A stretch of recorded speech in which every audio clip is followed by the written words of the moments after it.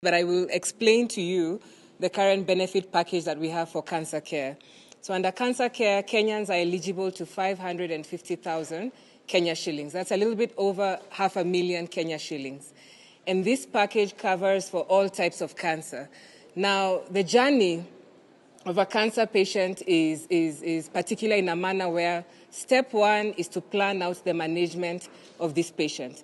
And step one involves diagnosis. We need to find out what kind of cancer do you have and what stage of cancer do you have.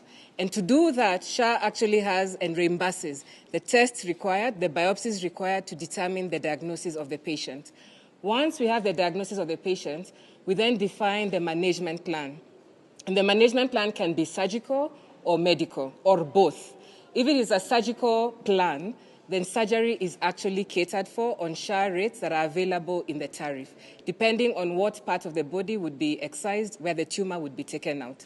Now, if this patient is determined to require both medical and surgical care will be covered by SHA, and we have those examples of patients who've received surgical care. Two, medical care will now involve chemotherapy cycles at that cap limit of 550K. And so erroneously so, the patient who came to your offices still has a balance in his cover, and he has not exhausted his cover. And we're willing to help him. He just needs to dial 147, and we'll attend to his case and educate him on the cover and the availability of his cover. Now, once that is complete and a patient has exhausted all the cycles that they require, they then are upgraded to the ECCI fund, where we have an additional cover of 150K Kenya shillings. And so the cancer package under SHA is actually better and more comprehensive compared to that was in NHIF.